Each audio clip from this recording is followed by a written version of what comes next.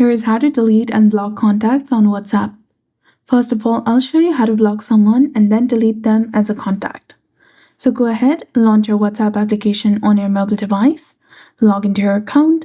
First of all, go ahead and open the conversation of the person that you want to block. Tap on the three dots in the top right corner of your screen, then tap on More, then tap on Block, and tap on Block again to confirm.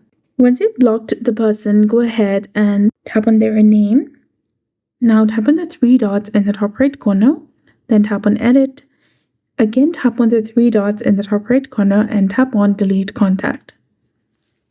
Tap on Delete, which is highlighted in red color, to confirm, and you'll be done. So that's it. This is how you can go ahead, delete and block contact on WhatsApp. So if you found this guide helpful, please like, share, and subscribe. Thanks for watching.